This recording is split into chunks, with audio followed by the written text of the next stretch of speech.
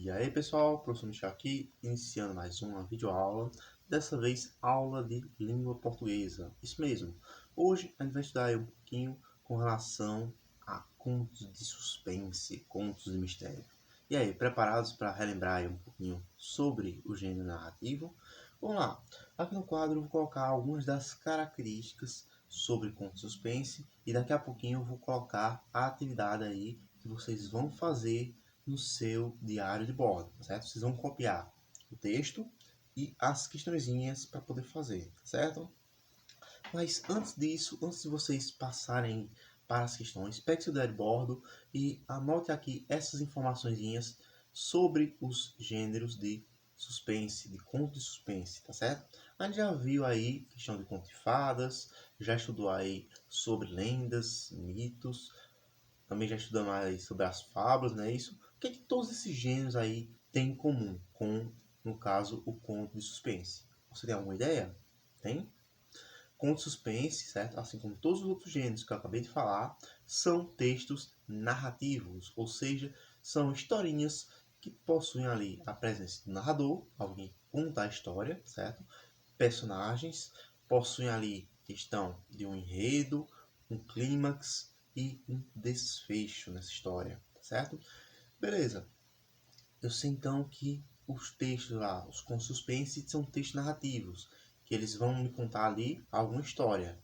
O que mais aí que eu posso dizer então sobre esses textos aí, esses contos de suspense, esses contos misteriosos? O que mais que eu posso dizer? Como o nome já diz, tá certo? Os contos de suspense, eles vão criar ali todo um ambiente assim, surpresa, surpreendente, onde você não sabe qual vai ser o desenrolar da história. Você vai acompanhando a história lentamente, passo a passo. Por exemplo, uma cena de crime, onde o assassino acaba matando a vítima, por exemplo, com um lápis. E o detetive lá, ele tem que tentar descobrir quem será o assassino dentre as pessoas que estão naquele grupo. Será que foi o mordomo? Será que foi o dono do hotel? Será que foi a viúva? Será que foi o filho recém-nascido? Quem será? Ou então, por exemplo, uma história onde tenha criaturas assombrosas, certo? Que eles vão ali perseguindo as pessoas. A história de suspense, o conto de mistério, certo? Ele vai estar envolvendo muito com essa questão justamente do ritmo da contagem da história. Ele vai contando aos poucos a história, e só lá no final, só lá bem próximo do desfecho, certo? É que vai acontecer o seu clímax. Ele vai ser muito mais lento do que as outras histórias, do que as outras narrativas, tá certo? Justamente para criar uma espécie de tensão. A palavra-chave quando a gente fala de conto suspense ou conto de mistério é justamente a ideia de tensão. Enquanto as fábulas, elas têm esse propósito de nos divertir, de ensinar uma lição de moral, ou então os contos de fadas que nos fazem sonhar, certo? Ou as lendas e os mitos que nos fazem ficar assim admirando certos eventos do passado ou até mesmo certas crenças que as pessoas tinham. Os contos de suspense, os contos de mistério, eles vão nos fazer pensar, eles vão nos fazer ficar apreensivos com relação ali como o personagem principal, ele está naquela história, se está sendo perseguido por um lobo mau, por um lobisomem no caso, ou então se ele está ali tentando desvendar quem será o assassino, certo? Tudo isso vai ser registrado ali no nosso conto suspense. Então vou colocar aqui no quadro e vocês aí em casa, no seu diário de bordo, anotam essa informação importante, certo? Depois eu vou passar uma aula completa com tudo que tem sobre conto suspense. Mas por hoje a gente vai fazer aqui apenas umas indicações iniciais, beleza? Então, vamos lá. Conto e suspense. Não é isso? Conto suspense. A gente pode dizer que é igual ali, ó, a uma ideia de tensão, certo? Medo, tá bom? A tensão, medo é que você fica ali apreensivo. Mas professor, então no caso quer dizer que com suspense é o mesmo que história de terror? Não. Não é a mesma coisa que com terror, tá certo? Com terror é uma coisa, é um gênero à parte, e com suspense aqui é outro gênero, tá certo? Eles são muito próximos, muito parecidos. Por quê? Quando você fica ali tenso, nervoso, preocupado, certo? Lembra muito a sensação do medo, a sensação ali que o terror nos causa, certo? O gênero de com suspense e terror, eles são irmãos, vamos dizer assim, tá certo? Eles estão ali muito próximos. Tanto é que às vezes a gente costuma confundir. Ah, isso aqui é suspense. Ah, não, isso aqui é terror. Entendeu? Mas para você saber aí o bizu de como descobrir que é suspense e que é terror, certo? De uma forma relativamente simples, certo? A ideia lá do suspense, tá certo? Ele não vai necessariamente mostrar o monstro na sua história, tá bom? Ele vai ali dar indícios de que, por exemplo, o monstro está se aproximando. Não quer dizer que uma história de suspense não possa aparecer um monstro de fato, tá? Mas ele vai tentar deixar mais tarde o possível essa apresentação do monstro, ou seja, o monstro ele se mostrar lá para os personagens, tá bom? Antes disso vai se criar toda uma trama, vai se criar todo um detalhamento de como seria esse monstro, do que ele faz com as vítimas, certo? Tudo isso para gerar ainda mais tensão, ainda mais preocupação com os personagens. Já as histórias de terror, elas estão muito mais voltadas ali para o susto, para aquele momento que a pessoa não está esperando o que vai acontecer, certo? E aí você toma um susto lá como personagem, como você está lendo, às vezes a gente acaba meio que entrando na história, né? Nos contos de terror, a gente acaba assumindo ali esse susto do personagem. E no conto suspense, certo? A gente vai sentir certas emoções parecidas com o do personagem, só que no caso ele vai ficar muito mais preocupado, muito mais tenso do que necessariamente no conto de terror, que a gente tem aquele susto daqueles momentos específicos, tá certo? Então, com suspense tem a ver justamente com essa ideia de tensão, de você não ter exatamente um momento único onde você vai ficar com medo, mas durante toda a história eu vou tentando ali fazer com que o meu personagem, ou no caso, o meu leitor, no caso, né, eles fiquem ali preocupados com o que vai acontecer com o personagem, qual é a próxima cena, qual é o próximo mistério nessa história, tá bom? Beleza, então aí com suspense tem a ver justamente com isso, tensão ou medo, ok? O que mais que a gente pode falar sobre contos de suspense? A gente já falou aqui que elas são histórias narrativas, não é isso? Ou seja, possui ali um narrador, alguém que conta a história, certo? Essas histórias dos contos aqui, elas são inventadas, certo? Pode acontecer, por exemplo, de um conto ter alguma inspiração no mundo real? Pode. Não seria nenhum problema. Só que essas são histórias, certo? Inventadas, histórias criadas. Por exemplo, Sherlock Holmes. Quem aqui já ouviu falar desse detetive, que é um detetive britânico lá, fez e ainda faz enorme sucesso, né? Inclusive aí em muitas séries e filmes sobre ele, tá certo? Ali é um personagem de mistério, um personagem de contos de mistério, certo? Que ganhou aí repercussão justamente devido à habilidade dele de conseguir descobrir quais são os mistérios, como é que aquele assassino, aquele criminoso criou aquele evento, entendeu? Beleza, então aqui ó, com relação aos contos mistérios, nós vamos ter as narrativas, ou seja, essa habilidade, esse elemento de contar a história, tá certo? Sempre que eu falar de texto narrativo, você já lembra logo na ideia de contação de história, ok? Beleza, falando de narrativa, o que é que mais nós temos? Se eu tenho uma narrativa, eu tenho um narrador, não é isso? Alguém que vai me contar essa história. Então vamos colocar aqui, ó. Eu vou ter também um narrador, ok? Eu tenho um narrador. Beleza, e esse narrador, como é que seria ele? É um personagem? É um narrador externo? Depende. Se for um narrador de primeira pessoa, certo? O narrador lá vai ficar falando em primeira pessoa, por exemplo, usando os pronomes eu, comigo, meu. Então esse narrador ele é um personagem, ele está dentro da história. Pode ser o personagem principal, um personagem ali secundário auxiliando o personagem principal, ou então, por exemplo, outro personagem que está dentro da história, mas não tem tanta participação assim fora a narrativa. Okay? Então, o narrador de primeira pessoa ele vai se utilizar do pronome eu, certo? Pronome caso reto, eu. Já estudamos aí um pouquinho de pronomes. Quais são os pronomes de primeira pessoa? Eu, certo? Nós, plural, nós.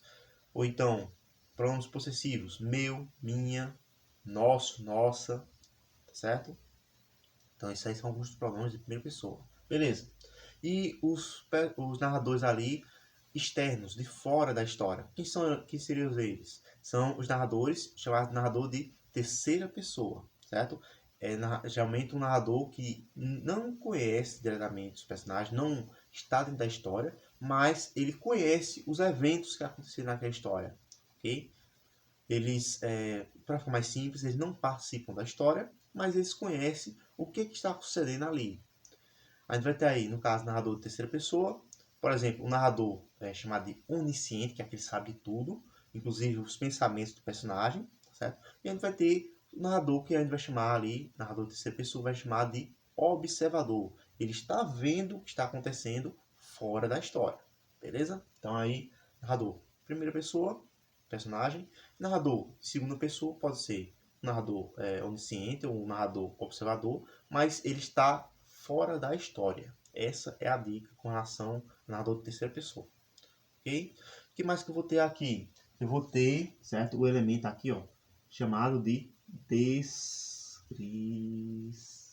O que é a descrição, professor? Eu não sei o que é a descrição.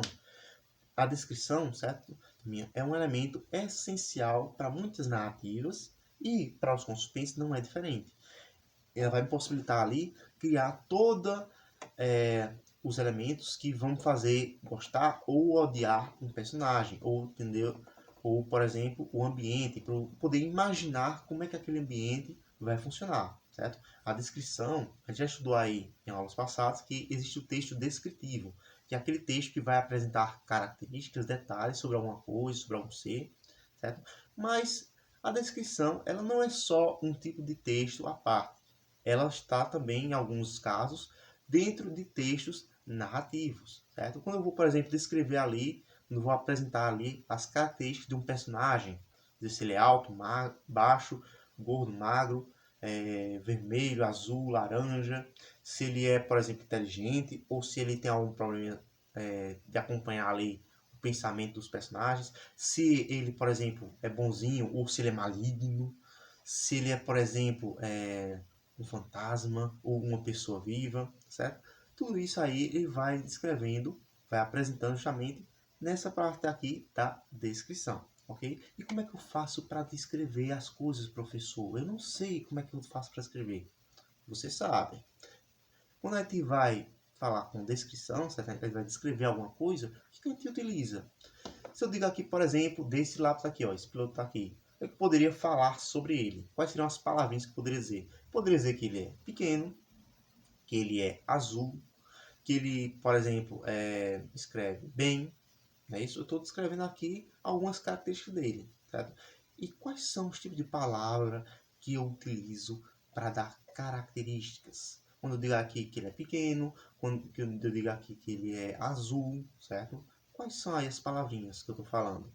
Eu vou utilizar os adjetivos, que são palavras que servem justamente para isso, para determinar características. Atenção, algumas palavrinhas, certo?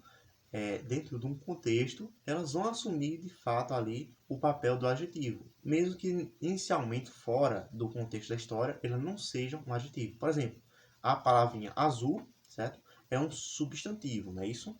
Um substantivo. Mas quando eu estou ali dentro de uma história e eu estou me referindo ao fato de que algo, um objeto, ele é azul, certo? Eu estou dando uma característica, então eu estou adjetivando esse objeto, eu estou caracterizando esse objeto. Beleza? Entendeu até aí? Espero que sim. Se for com dúvida, pergunte. Então a gente já viu aí um pouquinho de pronomes, um pouquinho de substantivos, né, que são aí os nomes das coisas. Relembrou um pouquinho aí sobre adjetivos, que são as palavrinhas que dão característica, que nos ajudam aí na descrição dos personagens. Voltando aí com relação à questão das descrições. Nos com suspense, as descrições vão ser muito mais amplas, muito mais detalhadas. Por quê? Quanto mais detalhes eu tiver da minha história, mais eu vou estar imerso nela. E é claro, com isso eu também vou ficar cada vez mais preocupado com aquele personagem que eu gosto, tá certo? O que vai acontecer com ele e tudo mais. Outro elemento que nós vamos ter aí também com relação com suspense. Nós vamos ter a questão do ritmo. É ritmo de dança, professor? Não, não é ritmo de dança. É o ritmo da contação da história, certo? Que aqui, no caso, quando a gente faz um texto narrativo, a gente utiliza um elementozinho chamado de enredo. Vou até colocar aqui, ó. O ritmo do enredo. O enredo é o emaranhado de eventos que vão acontecendo na minha historinha, tá certo? O ritmo desse enredo no conto suspense é muito mais lento, muito mais demorado do que o outro. Porque o meu desfecho, o meu final da história vai ficar lá para frente, tá certo? Eu vou tentar atrasar o máximo possível e prender assim com isso a atenção do meu leitor, beleza? Então vamos recapitulando aqui. O que eu falei já sobre o conto suspense? Ele é um texto narrativo, possui narrador, que pode ser primeira ou terceira pessoa. Ele possui ali descrição. O enredo dele, ele é um ritmo mais lento, não é isso? Beleza. Tá faltando alguma coisinha aí, não tá não? Tá. O que seria? Quem é que vai executar ali as ações? São os personagens, não é isso? Os personagens. Vou até colocar aqui, ó. Personagens.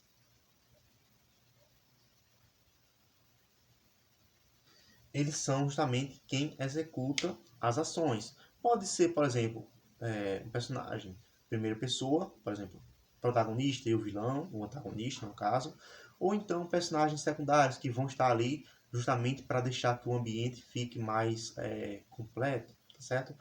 Não fica uma história só focada em dois elementos, das pessoas, ok?